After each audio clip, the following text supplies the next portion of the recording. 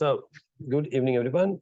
Today we are going to look at a few important things. One is storage class. Now, storage class is about how are we storing or how are we using our variables. Now, how long does it last? Where are we creating these variables and things like that? And after that, I'll also talk about a few other very interesting topics. There's one called boxing and unboxing of primitive data types. Also, we look at arrays. Array is a very common data structure where we use lots of different, actually same type, but so many different elements, which is a very common feature that we'll be using in programming. And next one is how to process date and time using Java. Because after all, when it comes to humans, we work with dates and times and time differences.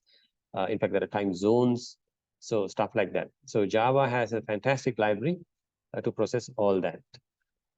So there are some updates also before Java 8 and after Java 8. So we'll discuss that as well as time permits. Okay. So to start with storage classes, what is a storage class?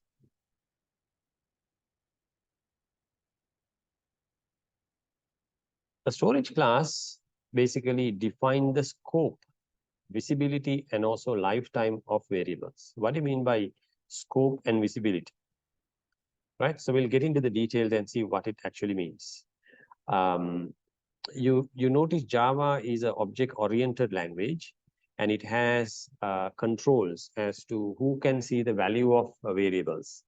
We don't allow anybody, as in any program section, to access any other variables. That's actually a big problem. If any function can access any other variable, we use a technique known as encapsulation to protect variable from exposure, right? Encapsulation, as the word means, we put it into a capsule, right?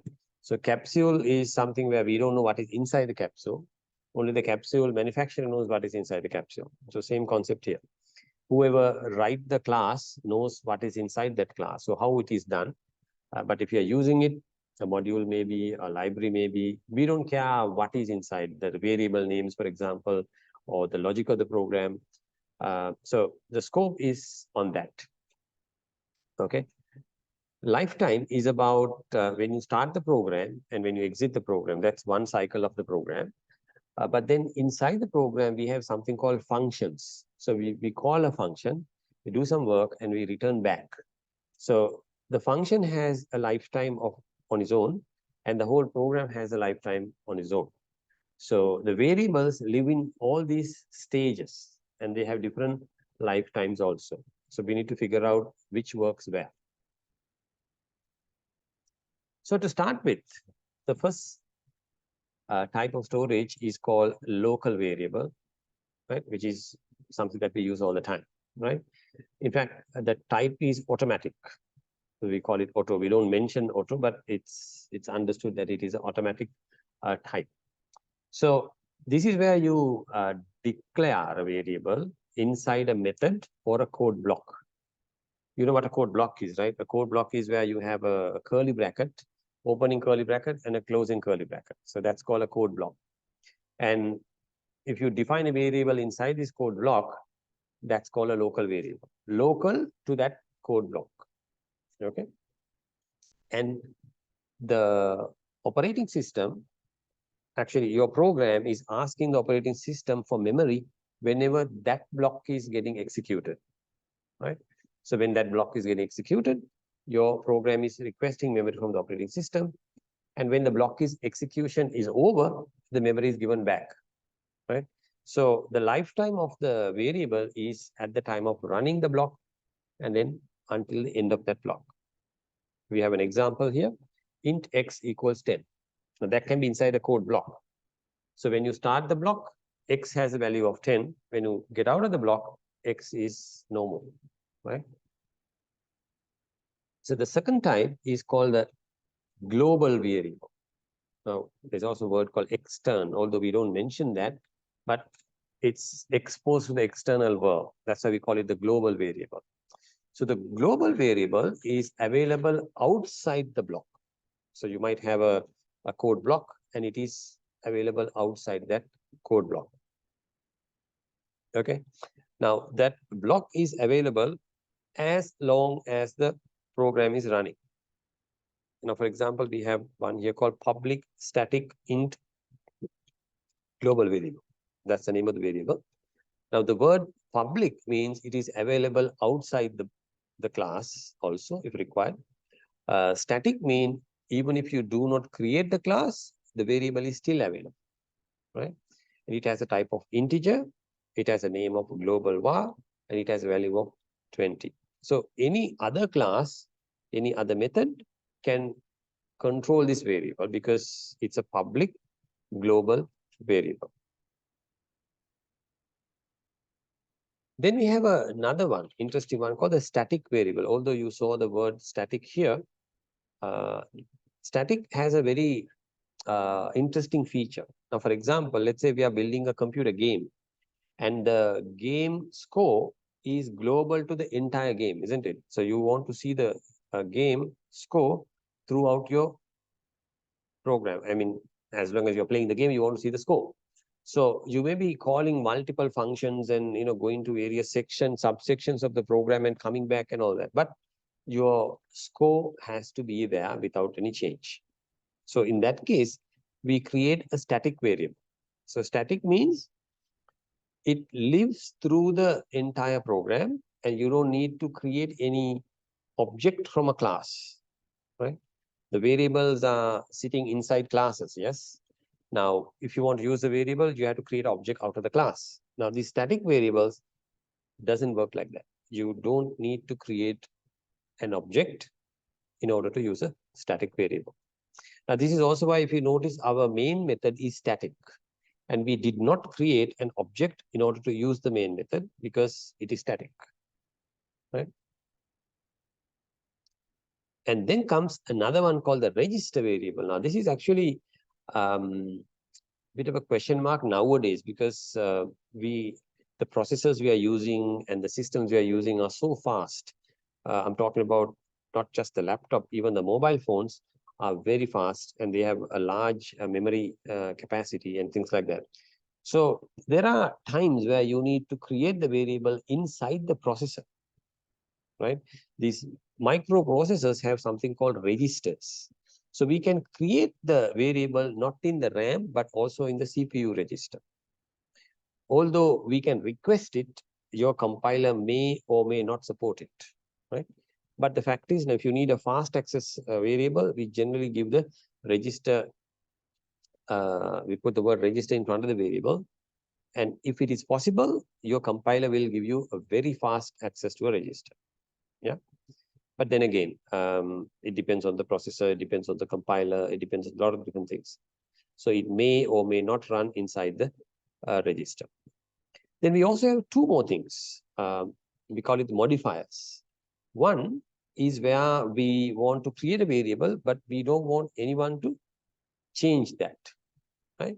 So in that case, we put the word final in front of it. It's like creating a constant, right?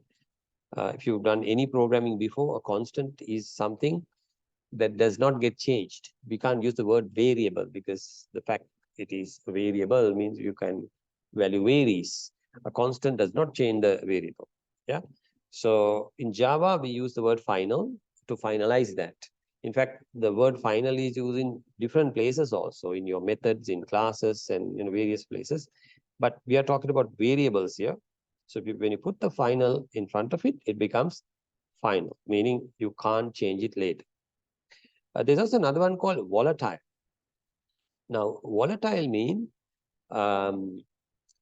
we didn't do anything yet, but later when we look at multi-threaded programming, where you have multiple things running at the same time, volatile variable indicates that it can change by multiple instances or multiple threads, right? And that's a bit of an advanced subject. When you talk about threads, we will come back to this. There are also issues because when multiple threads try to change it, or sometimes it get locked also. So one thread cannot access it.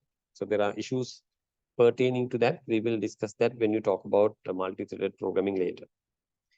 Okay, so with that scope, we come to our next topic, boxing and unboxing. Right.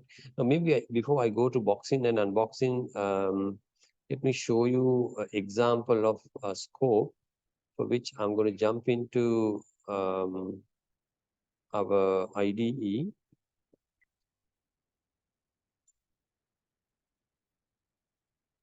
Let's do a simple project. Okay.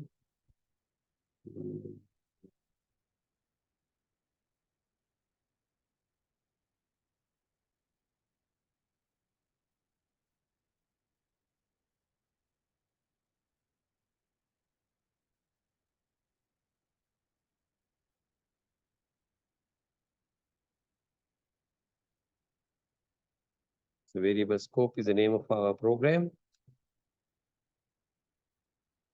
And I'm going to create a simple application to understand the scope of the variable.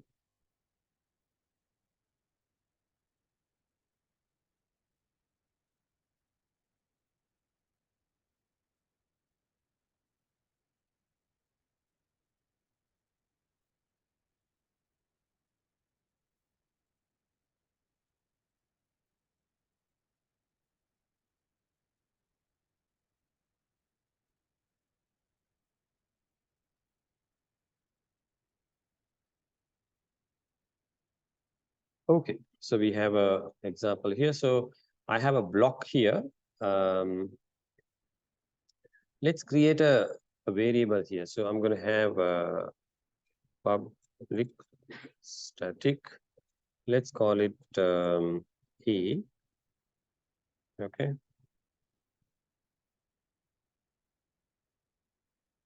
I have a variable called A here. In this block, I have another variable. So I'm going to call it int B. Okay. Let's also have another method here. Public static, say test. Okay. Now here I'm going to create another variable. Let's call it C. Oh, I don't want to return anything. So all right. So I have three variables: A and the B and the C. All right. Now B is local to main method, and this is local to var test method. This is global variable. Global variable. Yeah. Now let's try to understanding variable scope. Let me also create another final word. Say, oops.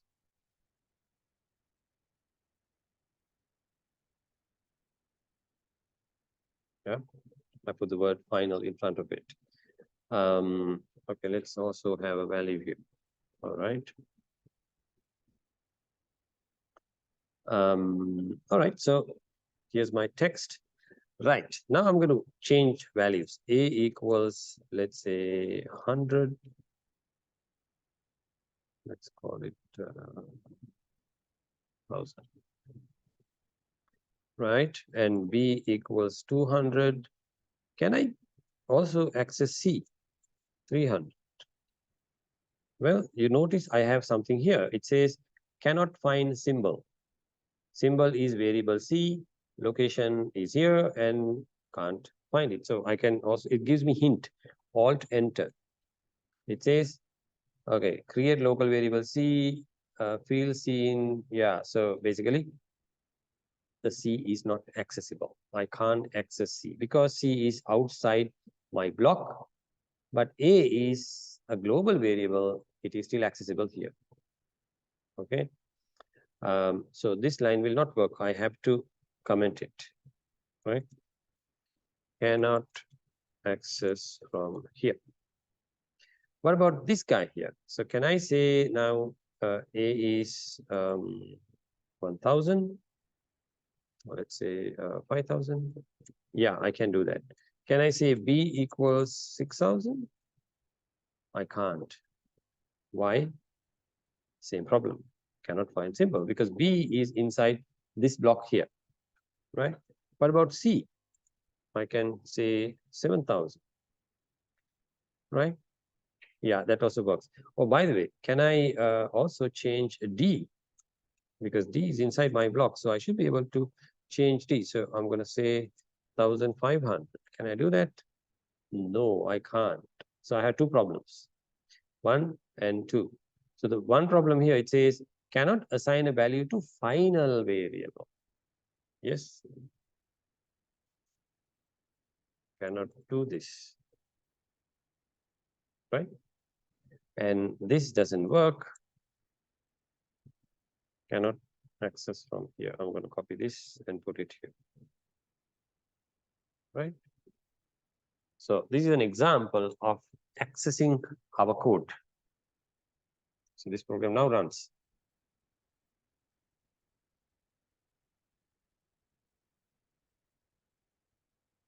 There it is. Understand variable scope. It shows that I'm not showing any value, but it works. And you also notice the A is in red color because it's a global variable. Okay. So that is something I wanted to show you. So let's go back to our presentation, trying to understand boxing and unboxing. Now, what does this mean? This is about, actually, this refers to primitive data types. Now, we have a couple of primitive data types, isn't it? In fact, we have int, we have double, and then we have character. That's it. And under int, we have long and short and things like that. And then under double, we also have float and double. Yeah. So these things are primitive variable, meaning it's a variable and that's it. You can't do anything to that variable. Okay, what do you mean by anything to that variable? Now, say, for example, can I convert an integer into a floating point number? Or can I convert a floating point number into an integer? Or can I convert an integer into a string? Or the other way around, can I convert a string into an integer? Or a double or a float? I can't do that because these are called primitive data types. There is a way to do it called casting, typecasting, but generally you can't convert one type to another easily. That is where we get something called the wrapper classes. Wrapping is, you take a gift and you wrap it. Just like that, you take the primitive data type, you wrap it with the class. So what you're getting is the variable inside the box. That's why we call it boxing, right? We are putting into a box. So, in fact, in Java, boxing happens, you can make it automatic also, right? So here we are converting our primitive variable or primitive data type into a class variable. Actually, if you look at this code here, we have int with the int and we have an integer here, also starting with a capital I. So certainly this is a class, right? So I'm creating an integer variable called a, and then I'm assigning number 50 or 50 there. And when I create a class, and then out of that, I'm creating an object called A2. To that, I am sending A. This is called boxing. So I'm basically converting the int A into a class of A2, an object of A2, right? I can do this also. Now, this is one way to do. This is another way to do, where I can just simply say A3 equals 5, right? I can also do this in string. I'm concatenating the string. So I have a A2 and I have a space, I have an A3. Okay, so this example basically convert an integer, a basic primitive integer, into a class. We'll see why. You might not understand, okay, why are we doing this? This is too much work. Hold on. The reverse is called unboxing, where you take out the wrapper. Basically, you are converting object into a primitive data type. And again, this is automatic, right? So you have an integer I with the value 50, and then you are assigning that I, which is a object, into a integer A, right? So the conversion is automatic. It gets unwrapped or unboxed automatically. So the I object gets turned into integer A. Right, I'll tell you why. I told you there is a reason why we do that. Okay, here's the reason. Look at this little program. What are we trying to do here? We are getting a choice variable from the user, right? And we are trying to detect what has he typed.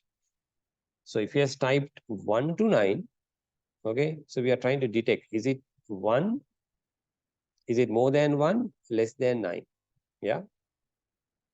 And if so, we say you entered a number. Now, this is, by the way, character type. If it is between capital A to capital Z, capital Z, we say you entered a letter. We should say capital letter. Here we are detecting whether it is a simple A or a simple Z. Then again, we are saying you entered a letter. And then if it is not a number, not a letter, it has to be a symbol. So we don't need to detect it. We just say else it's a symbol. Okay. Now this is too much work, I would say. Let's switch back to our editor and see whether we can create a program out of that.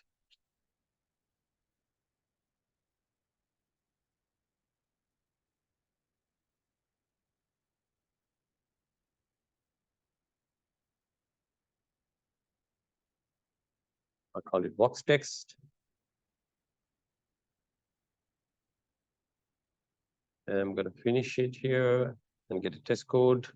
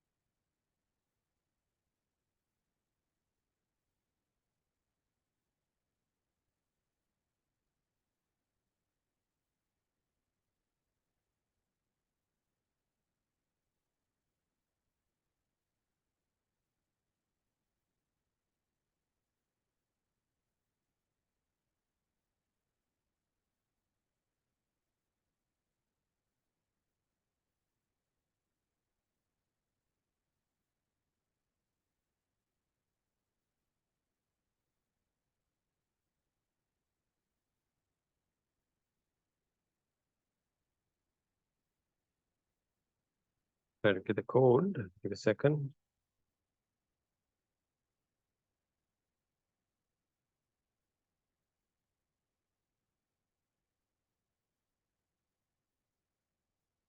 Okay, so here we go. I need to get the choice in, so I need scanner in equals new scanner system.in, and then I need a character choice. Oops. Okay, so I need to input this guy.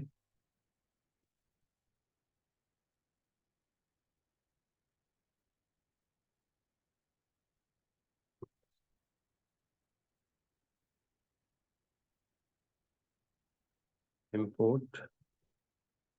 Okay. All good. I need to say system.out.in and then enter your choice.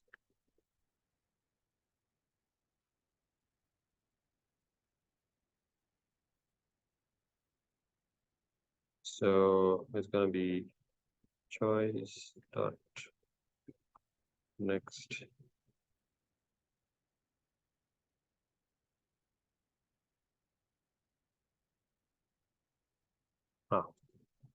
In dot next.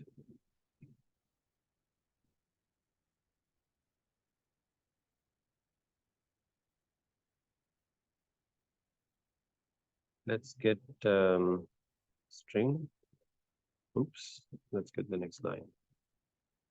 Actually, I need to get the next line, right? Of that line, I need to get the first character. So I need actually another variable here. So let's call it string line. Let's get the line here. And then I need the first character of that line stored in my character. So character equals line dot character at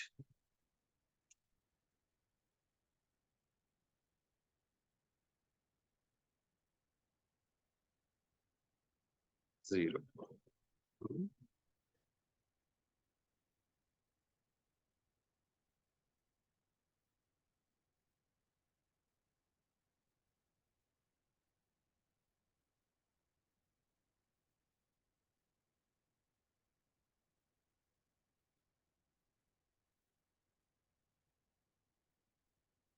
Why is that?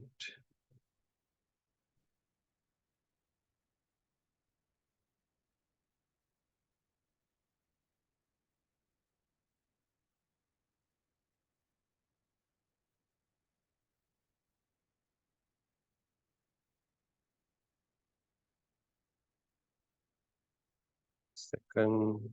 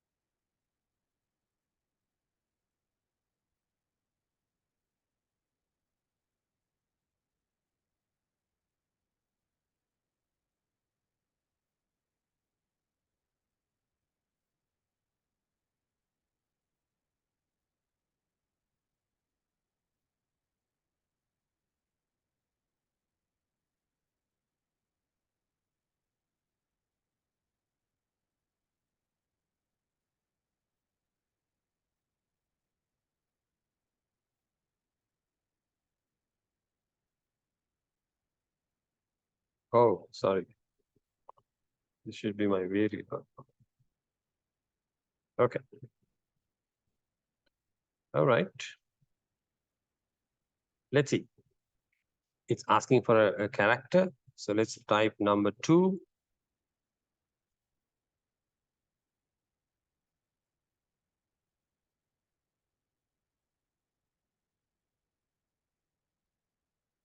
Still compiling. I'm typing number 2, enter.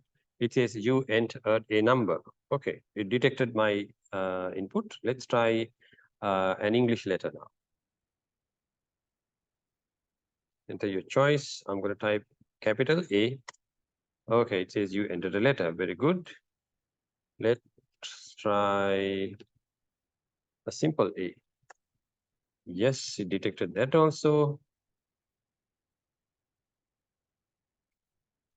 All right, now let's type the @ sign. You entered a symbol. Very good. So my code is actually detecting the type of character I'm entering. But there's too much work here, isn't it? So I have to look for 1 to 9, A to Z, and a lot of stuff.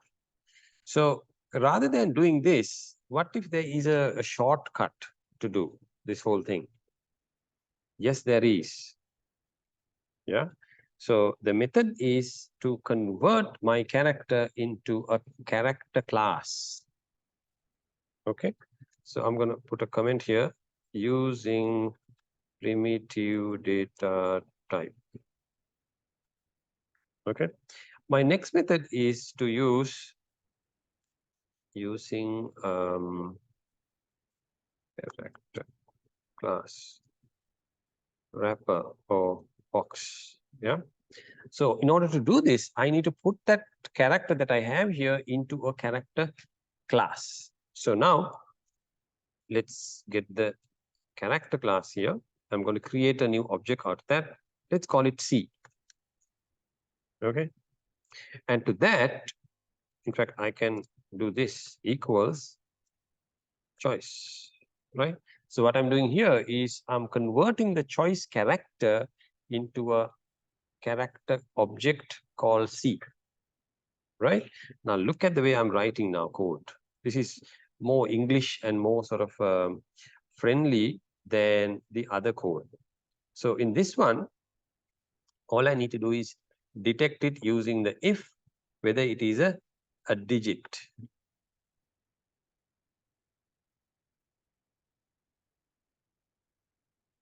Right? Now look at this.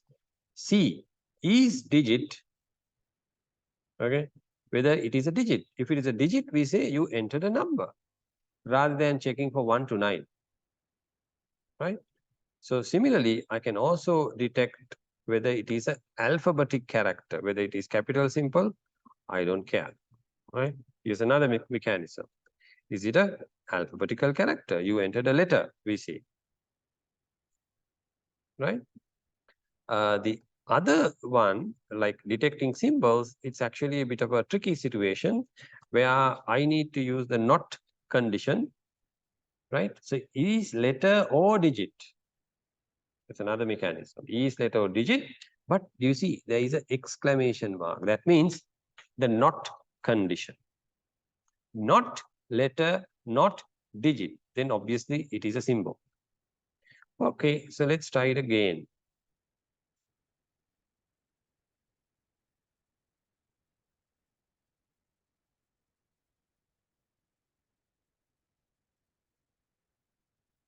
All right, let's enter the choice. I'm going to send number 3.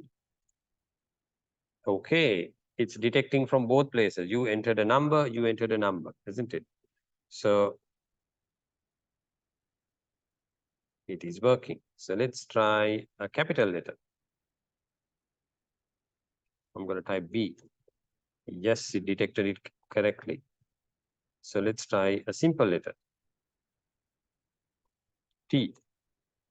Yes, it detected that. Now let's try a symbol.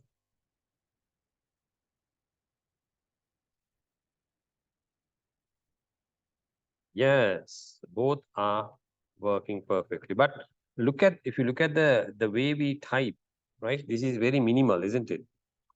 And also more English-like. It's easy to understand this than going through this very complicated way of doing things. Yeah.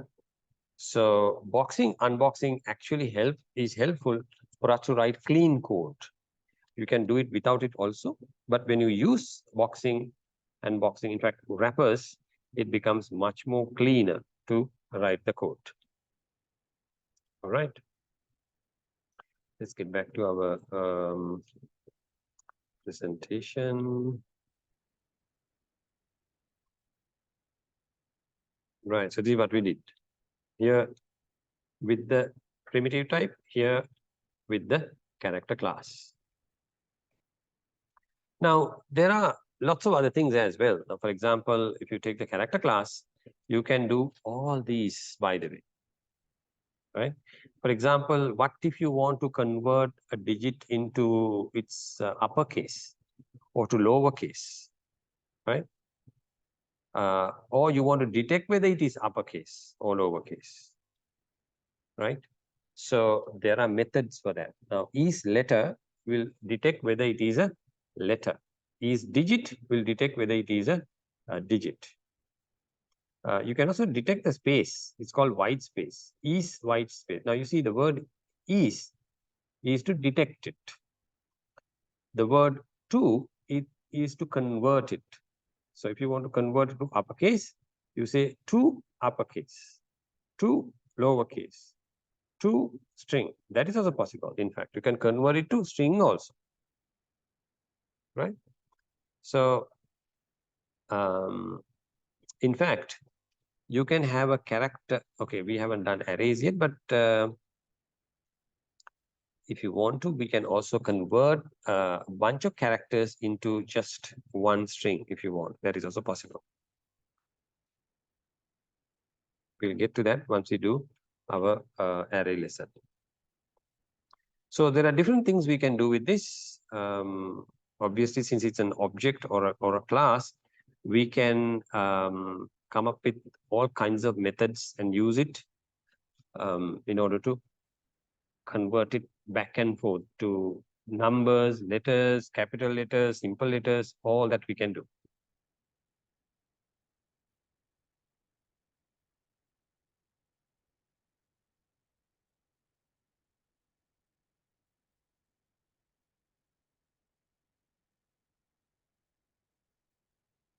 Right.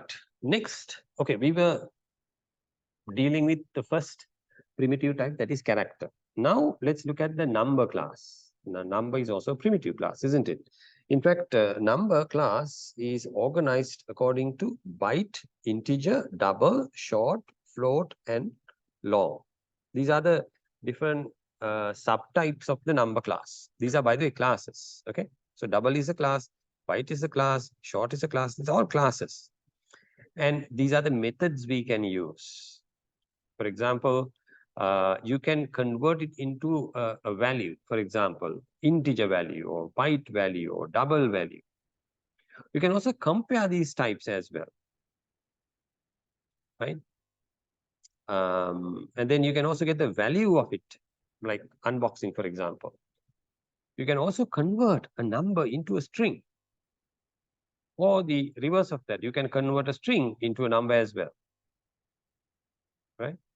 So all these things, all these methods are available in our number class. Right. So let's see whether we can do a bit of conversion here. I need to switch back to our program, our editor. Let's create another sample.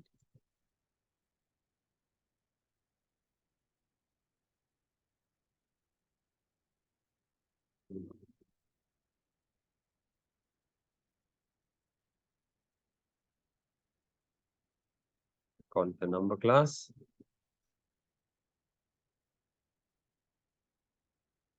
So let's try to understand what is going on here. I'm going to copy paste some code.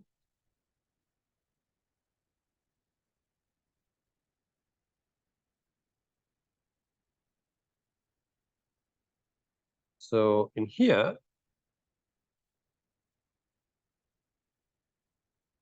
we are converting the value 9 into an integer object called x. Similarly, we are converting the number 5 into a double value of c, and 80 to a float of a, and here we are also changing the numbers. Now let's see what happens when you run this.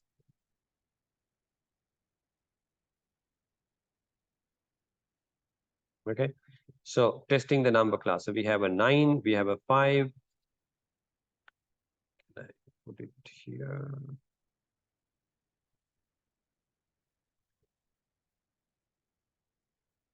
Right, much better. So, okay.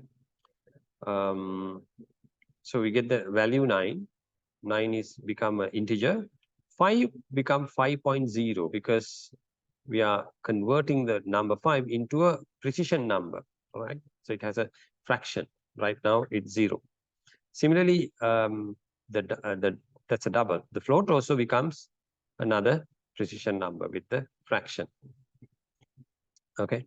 So here we are getting value of 2 actually here. So we are getting, now you can see the hinting here, right? So there is a radix base 16 into 444. So we're getting 1092. Now, these are examples of wrapping and unwrapping or boxing and unboxing, right?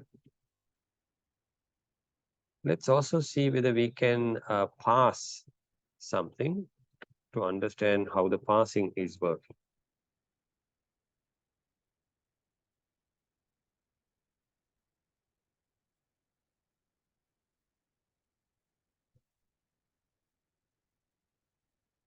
Oh, X is already used, so okay, I'll say X1. Oh, no, let's call it X2. No. A, B, C, D, N1.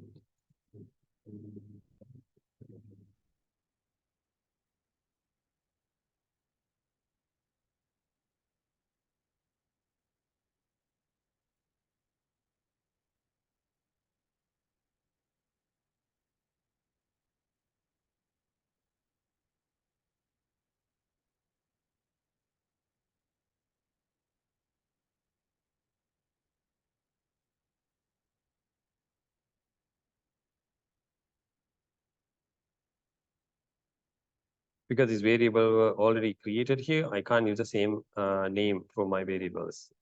So here I'm using something called the parse. I'm converting again to an integer.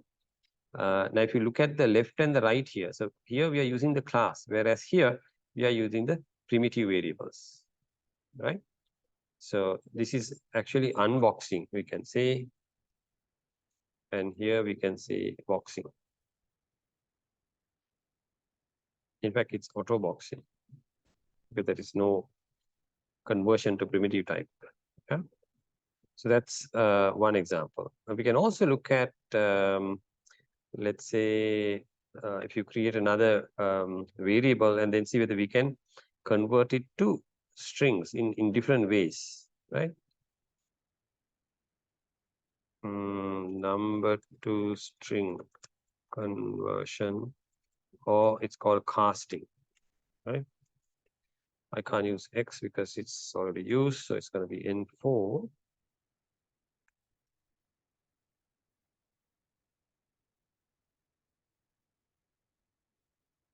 Now, what we're doing here is you're taking the integer info and calling the to string of that. Yeah. And then output is same. I mean, we're getting 5, but it's actually a string. Right. Here also same thing. We are converting number 12 to string using the integer class. Actually, integer class taking number 12, converting it to a string. Right. So this is about boxing, unboxing. Also, we looked at variable scopes. All right. Let me quickly run through our next lesson, which is arrays, because we will need this for our next lesson. Let's go back to our presentation now.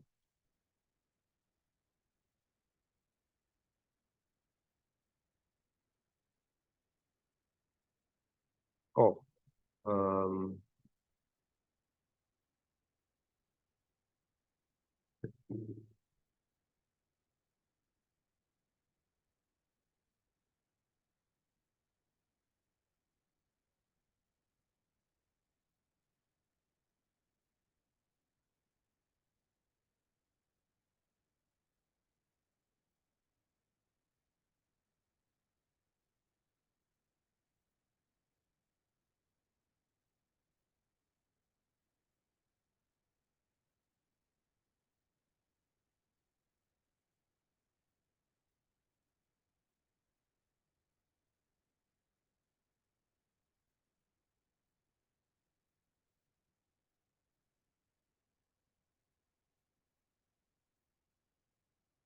Right. So our next lesson is about arrays. What is an array? Well, an array is single variable. Actually, variable name is the same, but it can hold multiple values. Okay. So it's a data structure, a very famous data structure that allows you to store multiple values of the same data type under a single variable name. It provides convenient way to work with collections of data. If you visualize it, it looks like this. So I have a variable named marks, right? And I have marks for 10 students. So there are marks for 10 students here. But then how can I identify student number 1, student number 5 maybe, student number 8 maybe? Now to do that, I use something called an index number. In other words, we also use another word called subscript. Subscript or the index number is what we use in order to access individual boxes. Okay. And these values are stored one after the other, one next to the other in the computer. So how do you do that in Java? So the syntax is very simple. You have the data type, variable name. That's how you created a single variable. If you want an array, you just put 2 square brackets. That's it, open and close. That is how you create an array of the same type. As an example, here I have a variable named numbers, and it has a value of type of int, and it is an array because there are square brackets here. So we know it's an array. It can store multiple numbers, right? Now, how many numbers we are going to store? Well, we don't know. If you want to do that also, if you want to specify how many numbers, how many boxes you want, you can put that number here as well. So numbers is the name of my array. New is where I'm requesting memory from my operating system. Int is the type of the variable. And number 5 is the number of elements I need from here. Okay. Number of elements, number of boxes start. Now, when you are creating the array, you can also give the values at the same time. Now, look at this example. Here, we have the data type, array name, and then instead of square bracket, we are using a curly bracket. And we can use the comma and give numbers. For example, I can say my numbers array has 1, 2, 3, 4, 5. So what happens here is it will create a variable called numbers, and the type of that will be an array, and it has 5 elements. Now remember, I have not put the word or the letter 5 here because Java will automatically create a box with 5, variable with 5 boxes because there are 5 elements here. Now, if you want to find out what the length of this is, in case we don't know what the length is, well, there is a method called length, right? So if you call numbers.length, we can find out how many elements are there. So let's try this out with our program.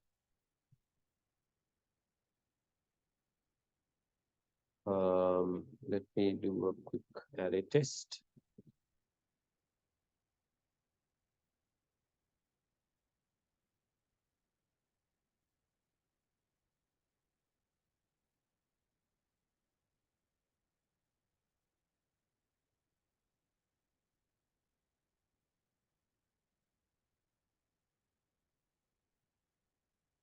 Okay.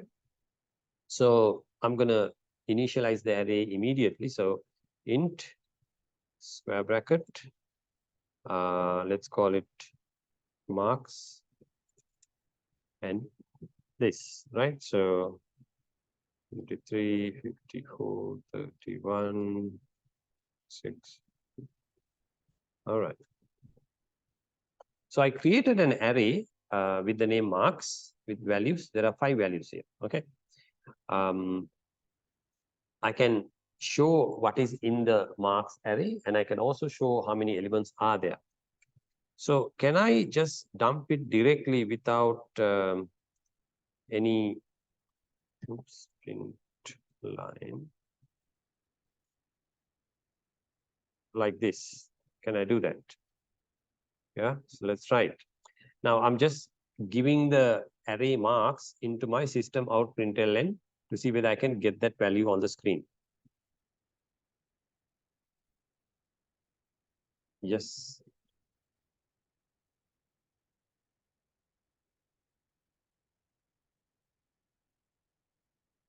Now I'm not seeing the values here. I'm seeing something else now. How can I get the length of this? ETH. Okay, we can also have a string here. Number of elements. Yeah. Now let's see what happens. I should get 5 because that's the number of elements I have. Okay, very good. Now, what if I put something in the middle here? Let's say 88. And 50. Now I should get number 7 because I have 7 elements. There it is. Okay. So I created my array and I also got the length of my array. Now, how can I access the elements in this? Now, for example, if I want to look at the 5th student's mark.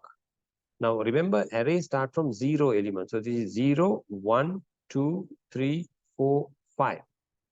Right? 5 is actually 66. The 5th student is 1, 2, 3, 4, 5. 31, isn't it? So, but according to Java, it is the 4th element starting from 0. So we can say system.out.println mark for 5th student. Yeah. So here I need to say marks square bracket 4, not 5, because it's starting from 0. I should get number 31 as the answer.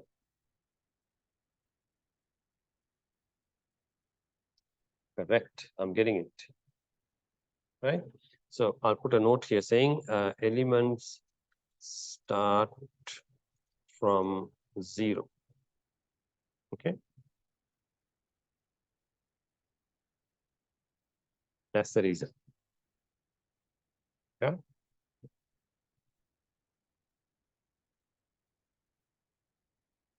Okay, so how do you go through each element? Now I'm accessing only one element. How can I go through all the elements? Now, if you remember loops that we did the other day, we learned about 2 kinds of loop. I touched based on collection loop as well, called enhanced loop, where you have a bunch of stuff and then you run through it. Now, here is a perfect example. Okay, so I have a basic for loop in the first example and an enhanced for loop in the second example. So in both places, I am using the numbers array here, right? And to show the values there. So in order to display it, by the way, the for loop gives me the loop variable called I, starting from 0 up to the length of my array. Here also, it is starting, actually here, I don't have a loop variable. This is an interesting one. What happens here is it goes to the entire array and takes one element at a time and displays it, or rather give it to the program. Same job in a different way. Right?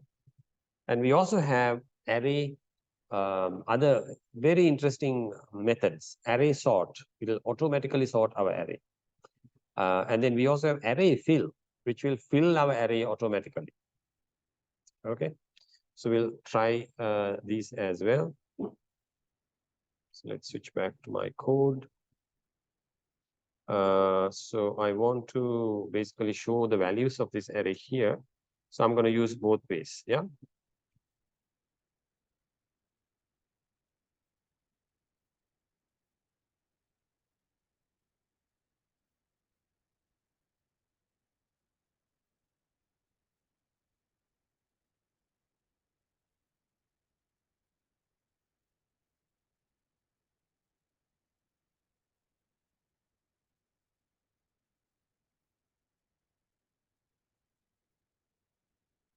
To save time, I did a copy paste. I don't have numbers, so I have to replace it with marks.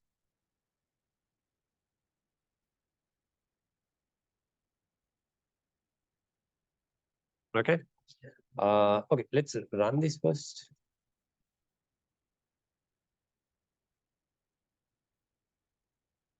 There we go. Well, it's all coming in the same place. So I need a, let me put a system.println here.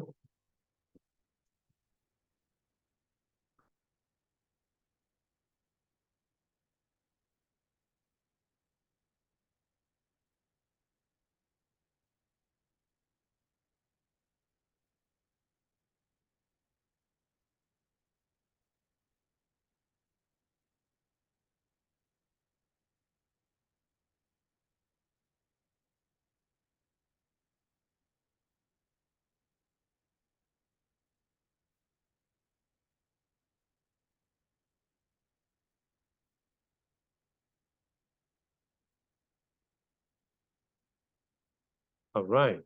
Let me also put another extra new line here, just to make it look nice.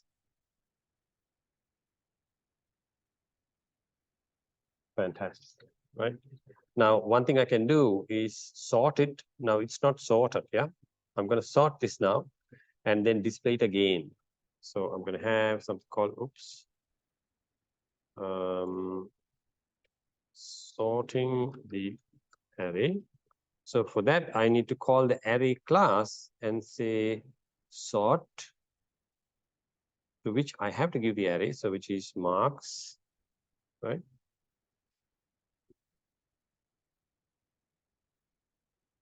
I need to import this,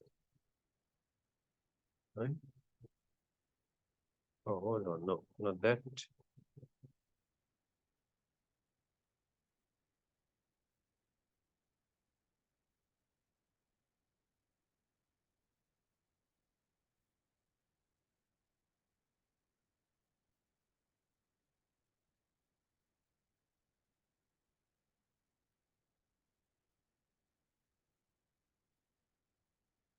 Actually, it's arrays.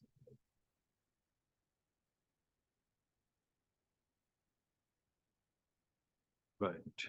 I have to import this line in order for me to use the arrays.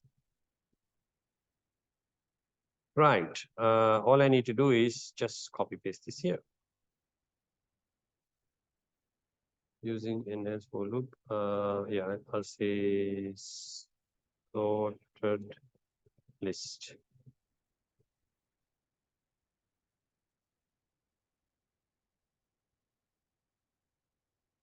There you go. It's nicely sorted. 15 is first, 88 is last. Let's try one more thing, that is to fill the array with some basic numbers. So let's call it fill with one value, right? So that also arrays dot fill. I have to give the object, which is the array. So in this case, I have to give let's say 0. No, actually, hold on. Marks. Okay. So the array is marks, which is this, and I'm filling with 0. So again, I need to display that. So I'm going to use the same code. Filled list.